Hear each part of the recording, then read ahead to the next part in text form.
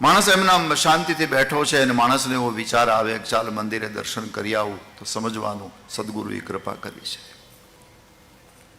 શાંત બેઠો હોય અને માણસને એવો વિચાર આવે કે ભગવાનનો જાપ કરી લઉં, સદગુરુની કૃપા છે.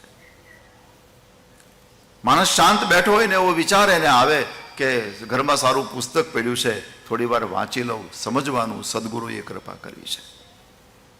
શું રુચિ! આપણી રુચિ સુંદર બને ને તમને સારું બધું ગમે, નબળું કાંઈ ન ગમે. આ પહેલી સદગુરુની કૃપા. બીજી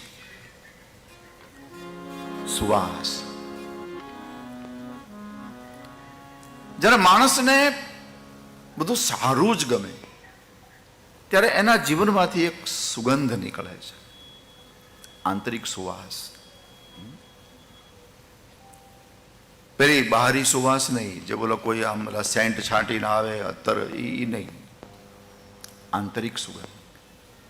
અને આંતરિક સુગંધ એટલે એટલું જ કે આપણે કોઈની પાસે બેઠા હોઈએ અને કોઈને ગમે, આ આંતરિક સુગંધ છે, અંદરની સુગંધ છે. આપણે કોઈની પાસે બેઠા હોઈએ ને કોઈને એમ થાય કે હવે ક્યારે અહીંથી આ, સમજવાનું કે આપણે સેન્ટ ઘણું છાંટ્યું છે પણ અંદરથી દુર્ગંધ છે. આપણે કોઈને ગમીએ, આ બહુ મોટી વાત છે. અત્યારે લોકોની માનસિક પીડા છે કે ભાઈ અમે કોઈને ગમતા ને, તકલીફ આ છે, બહુ મોટી માનસિક પીડા. તો હું તો ઘણી વખત કહું કે ભાઈ આપણે કોઈને ગમી એવું કરો ને, એવું જીવો ને. ઘણા આવે તો આપણને એમ થાય કે હાશ આવ્યો તો સારું થયું. આપણે એક માણસ છે અને એક માણસ આવતો હોય તો આપણને અંદરથી ધ્રાસકો પડે, એ આવ્યો.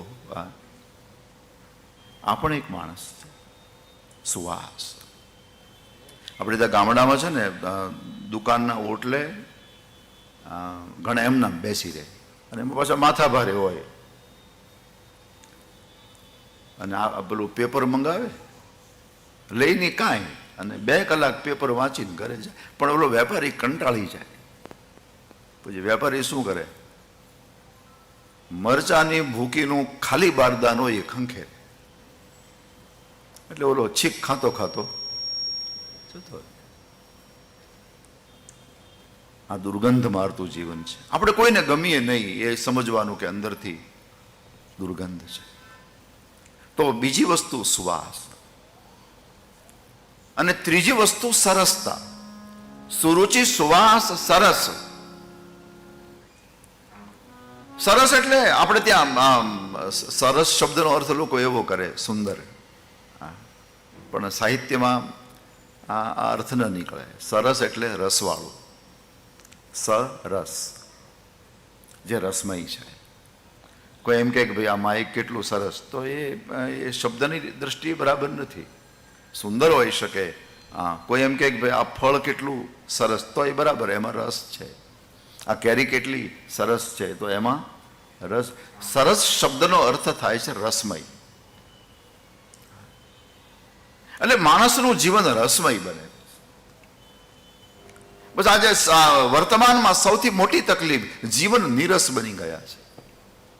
બધું જ છે પણ માણસને રસ નથી.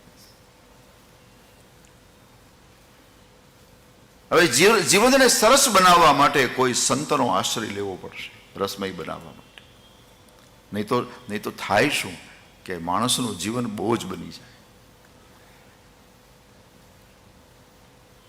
અને માણસ આમ 70-75 વર્ષે ભગવાનને પ્રાર્થના કરવા માંડે કે હે ભગવાન હવે લઈ લે, હવે દોરી ખેંચ. ભગવાને વિચાર કરે કે હું ક્યારનો ખેંચું પણ તું ઉઠતો નથી. હવે આ માણસ ત્રાસો શું કામ ત્રાસે? એને જીવન બોજ શું કામ બન્યું? એનું કારણ છે કે અંદરની સુવાસ નથી અને બીજું સુરુચિ નથી.